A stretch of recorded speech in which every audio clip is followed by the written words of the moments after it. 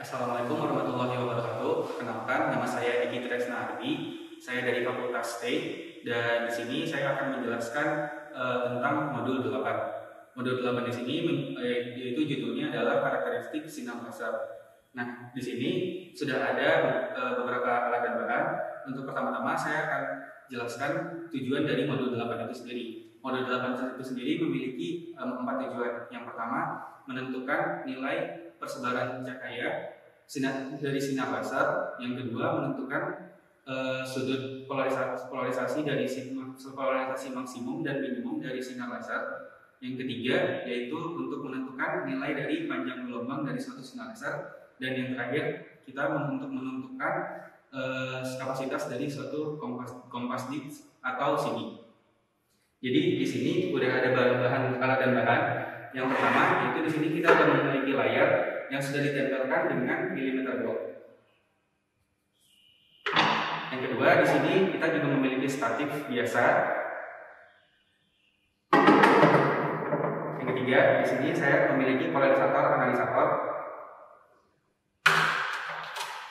Dan di sini juga ada meteran. Di sini ada penggaris. Ada statis laser. Ada CD. Ada celah isi. Ada sumber laser itu sendiri. Dan terakhir di sini ada busur. Baik, di sini kita akan melakukan percobaan pertama, yaitu menentukan nilai dari persebaran berkas dari sinar laser. Di sini untuk pertama-tama kita akan menggunakan laser dan statis laser, lalu akan menggunakan milimeter block dan layar.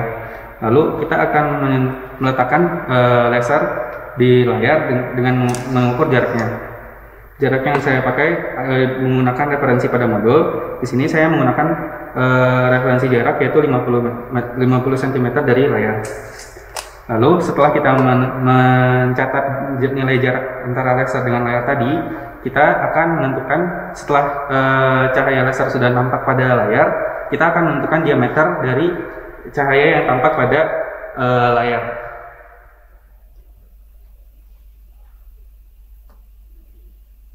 Setelah menandai diameternya, kita akan mengukur diameter tersebut dengan menggunakan penggaris. Oke, setelah kita mendapat nilai dari diameter tersebut, kita akan mencatat nilai diameter cahaya yang nampak tadi. Lalu kita akan mengulangi percobaan ini dengan nilai jarak antara laser dan layar yang berbeda-beda. Lalu kita lakukan itu sebanyak 5 kali percobaan. Kemudian kita akan melakukan regresi untuk mendapatkan nilai dari persebaran sinar laser tersebut.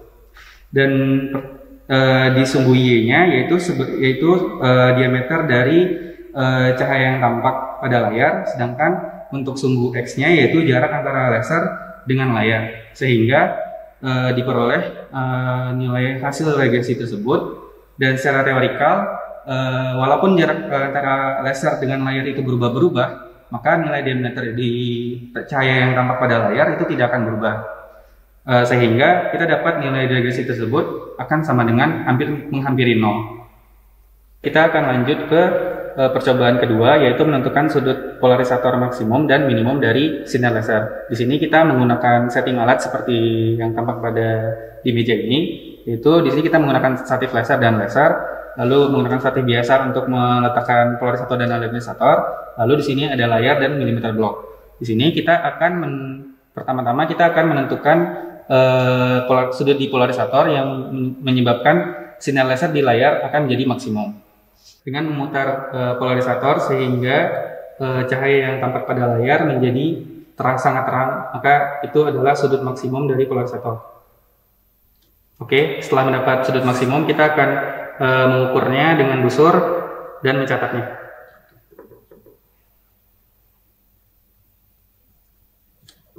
Lalu setelah mendapatkan sudut maksimum, kita akan memutar lagi polarisatornya sehingga cahaya tampaknya pada layar akan menjadi sangat gelap.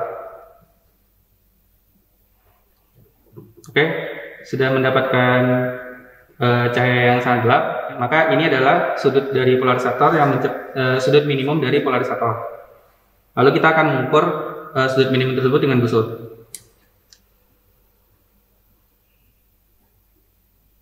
Setelah mencatat sudut minimum dan sudut maksimum dari polarisator, maka untuk data pengolahannya kita akan melakukan selisih dari sudut maksimum dan minimumnya. Secara teorikal, sudut minimum dan sudut maksimum selisihnya akan bernilai 90 derajat. Lakukan percobaan ini selama 3 kali sehingga diperoleh 3 selisih sudut maksimum dan minimum. Lalu di data pengolahan kita akan melakukan rata-rata dari 3 percobaan tersebut. Baik, selanjutnya yaitu percobaan 3, yaitu menentukan nilai dari panjang gelombang suatu sinyal laser. Di sini kita sudah ada setting alat pada meja ini, yang mana di sini ada statif laser dan laser, di sini ada PC dan statif biasa. Lalu di sini ada layar yang sudah ditempelkan dengan milimeter block. Lalu pertama kita akan mengatur jarak dari PC ke layar dengan mengukur jaraknya yaitu sepanjang 50 cm. Lalu setelah kita mengatur jaraknya, sinar laser tersebut yang masuk ke PC akan tampak pada layar. Lalu kita akan menandakan terang pusat dan terang Y1, Y2, dan Y-1 dan Y-2. Untuk yang sebelah kanan saya tandakan menjadi Y+2. Di sini saya tandakan Y+1. Ini terang pusatnya. Lalu ini terang Y-1 dan ini terang Y-2.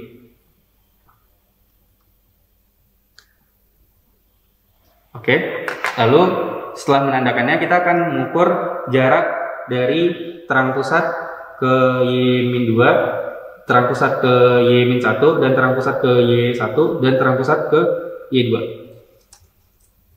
Setelah mendapatkan jarak tersebut, lalu kita akan mencatat nilai tersebut sehingga kita akan mendapatkan nilai sintetanya. Untuk sebelum mendapatkan sinteta, kita akan mencari nilai K dari QC.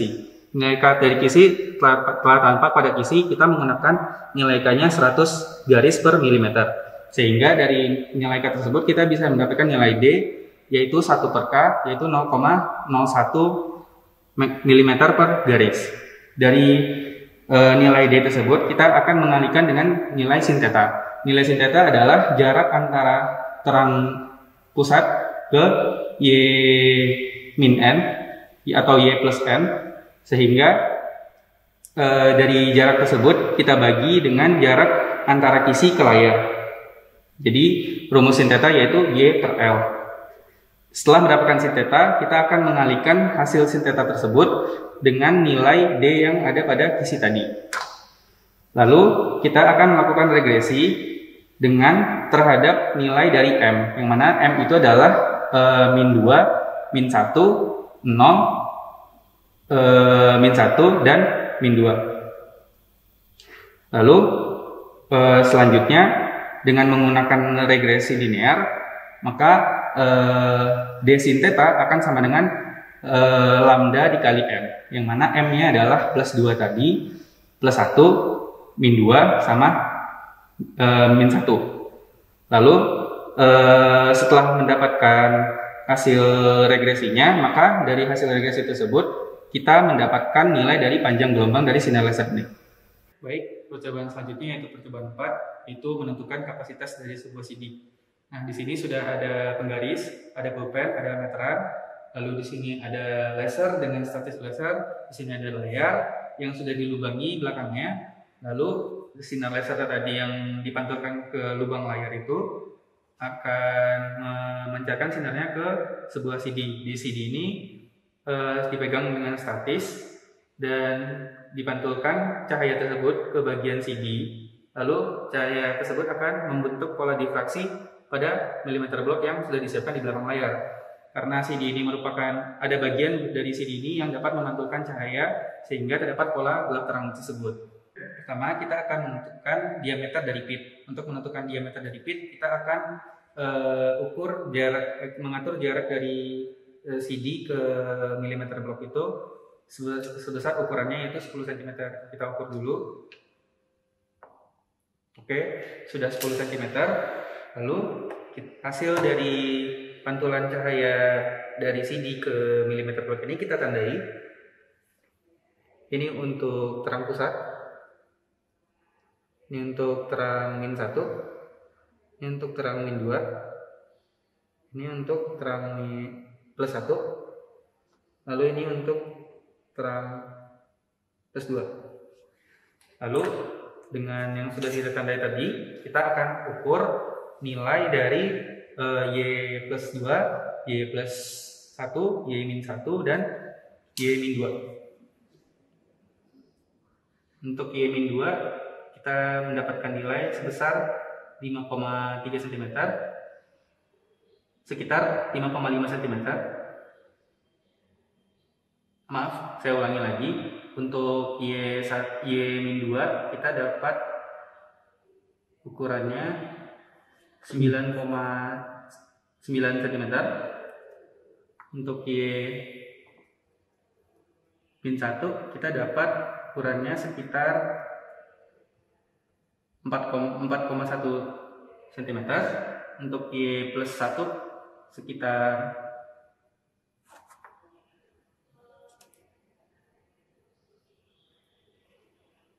4,5 cm. Untuk Y plus 2 sekitar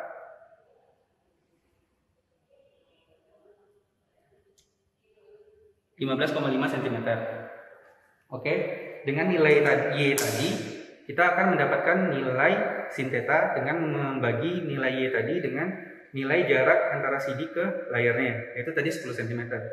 Sehingga kita mendapatkan nilai dari sin theta. Dengan menggunakan persamaan M kali lambda sama dengan D sin theta, maka kita bisa mendapatkan nilai D, yaitu diameter pitnya, dengan nilai M adalah min 1 plus min 1, min 2, dan plus 1 dan plus 2, dan lambda berasal dari nilai percobaan sebelumnya, yaitu yang saya dapatkan tadi sebelumnya, yaitu sekitar 600 nanometer.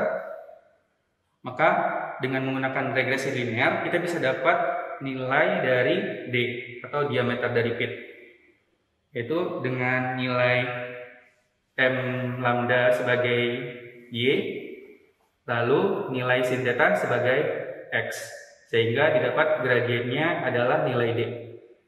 Sehingga kita bisa lanjut untuk menentukan kapasitas CD, yaitu untuk menentukan kapasitas CD, kita akan mengukur lagi diameter dari CD. Diameter dari CD ini, karena CD ini efektifnya ada diameter dalam dan diameter luar, kita akan ukur diameter dalam dan diameter luar, sehingga kita bisa mengukur luas dari CD efektif itu. Lalu setelah kita mendapatkan luas CD efektif itu, kita akan menentukan luas pit. Luas pit didapatkan dari nilai diameter pit yang sudah kita dapat dari regresi sebelumnya. Dari regresi sebelumnya kita dapat nilai D tersebut, maka karena kita nggak tahu pit ini berbentuk seperti apa, maka kita asumsikan pit ini ada dua, yaitu asumsi pitnya berbentuk persegi dan asumsi pitnya berbentuk lingkaran.